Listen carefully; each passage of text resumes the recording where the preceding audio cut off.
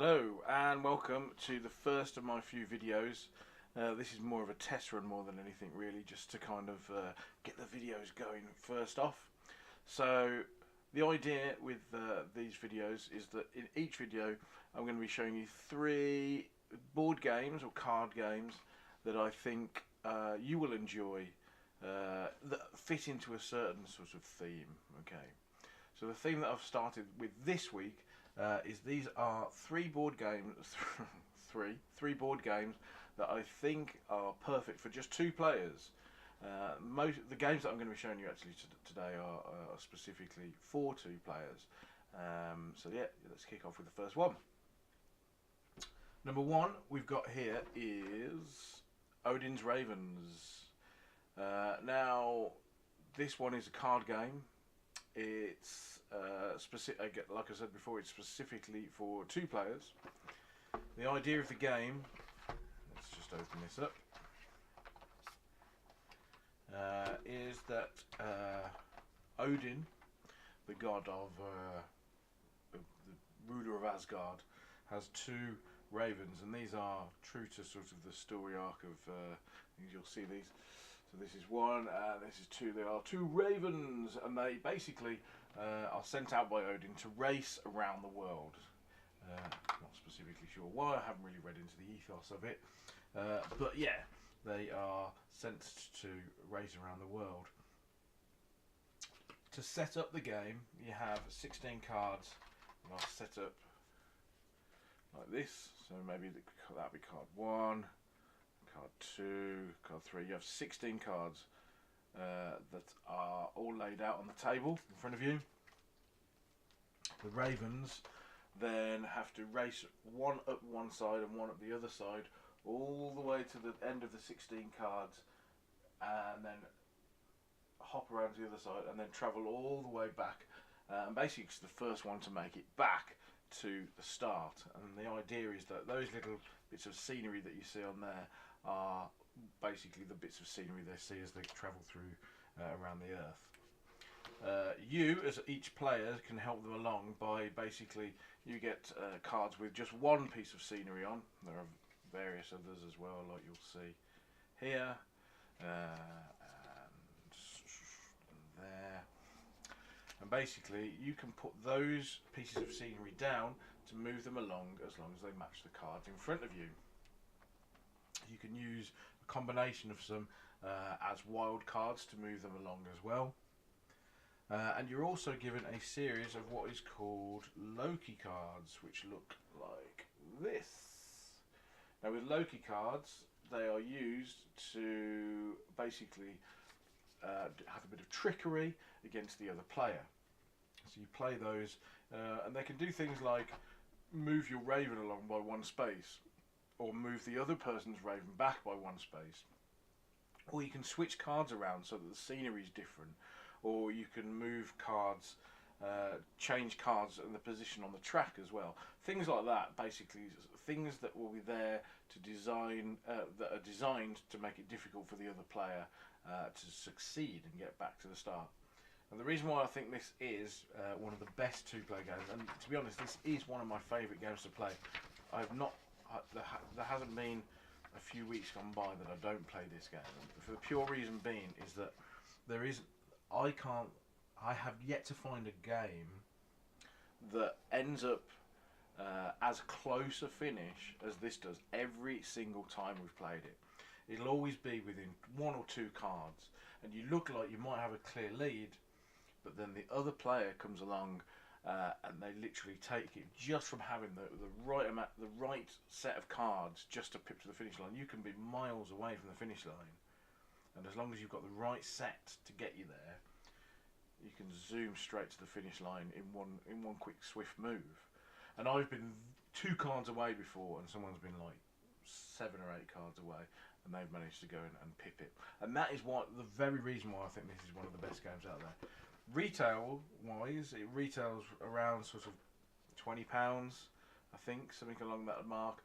But it's definitely worth it if you're at a loss with good games that you need, just specifically for 2 players.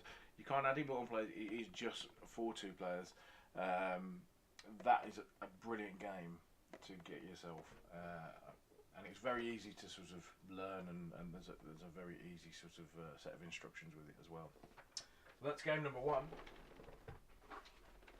Game number 2, not a card game this time. This is actually it's an unusual theme, this one, but this is quite a popular game amongst a lot of board gamers. Has been one of the better sort of 2-player games, and that is Patchwork.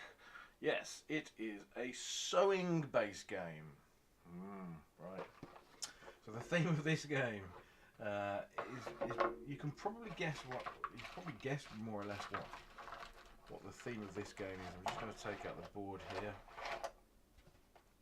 So you're given a board like this, very blank sort of space, and the idea is pretty much sort of a Tetrisy sort of thing, really.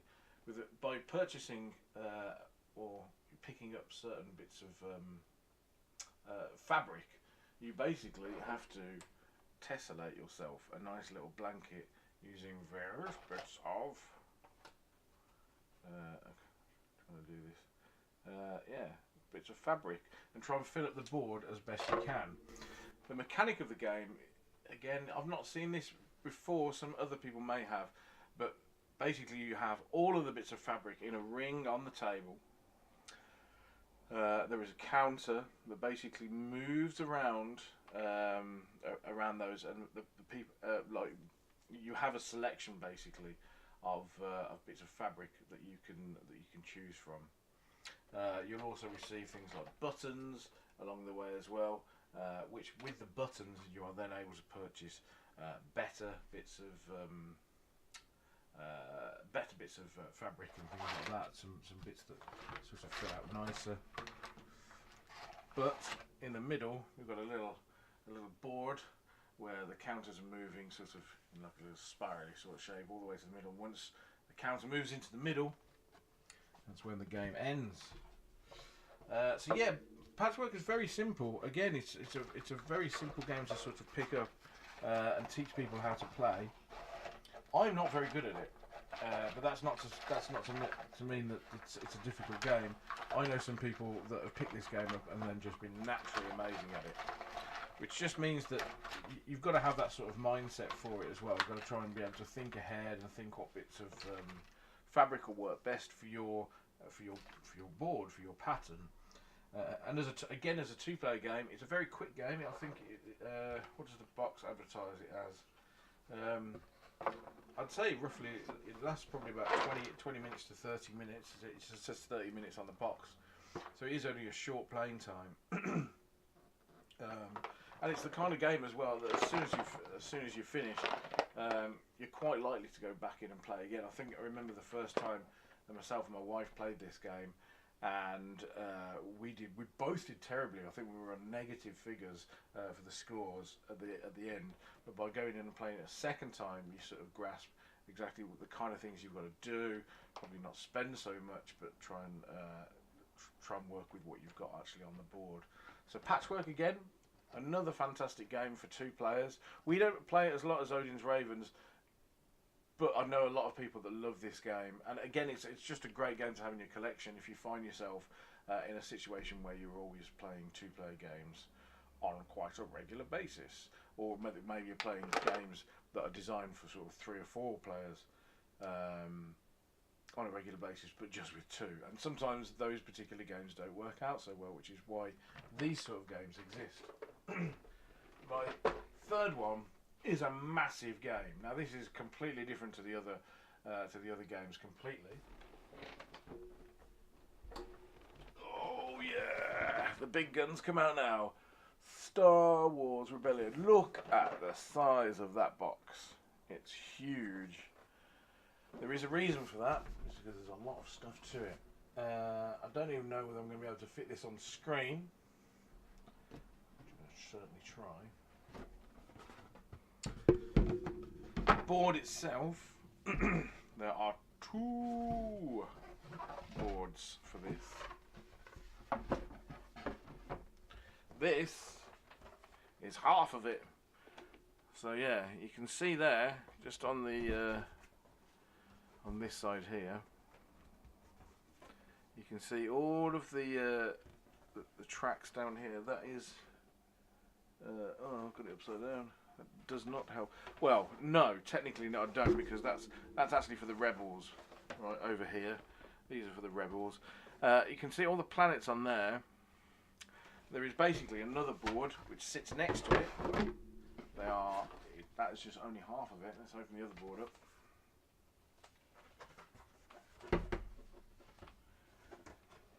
And here we go, that's the other half of the board as well. You can see right down here on this side, this is the Imperial track, which I will explain as well.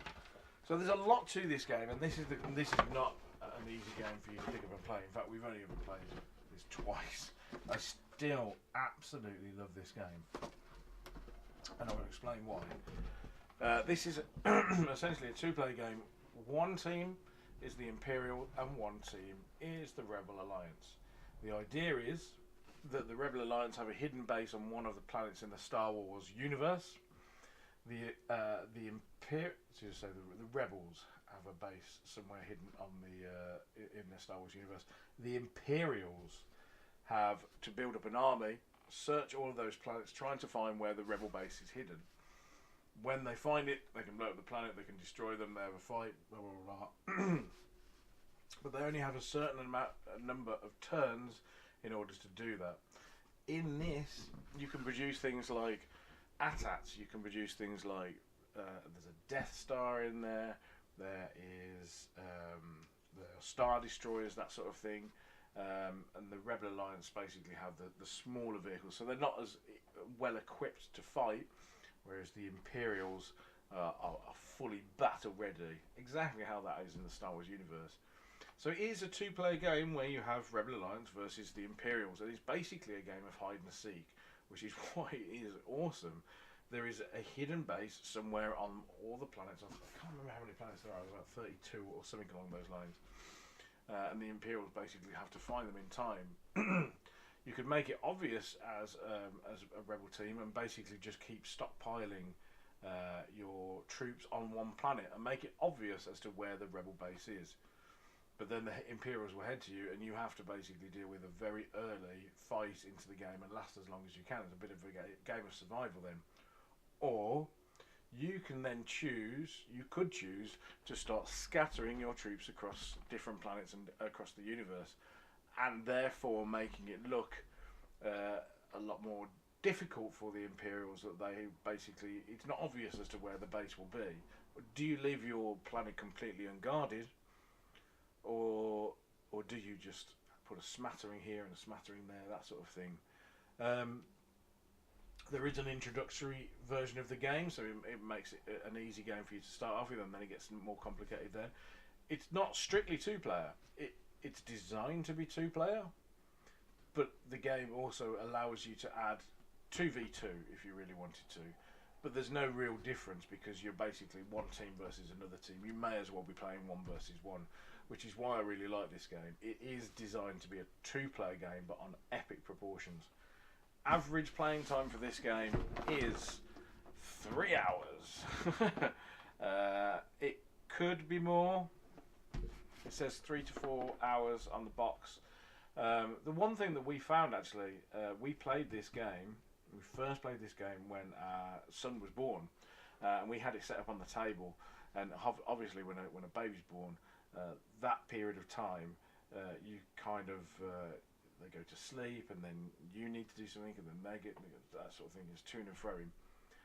But we found that you could just leave this game on the table. We'd play one round. I think there's 12 rounds in total. One round of it, and that would last us enough time until we had to start, either going feeding the baby again and coming back again. That's that sort of thing. So it could be ideal to ideal sort of game to sort of leave on the table and come back to as and when you've got the time. Really, we found it kind of really worked that way.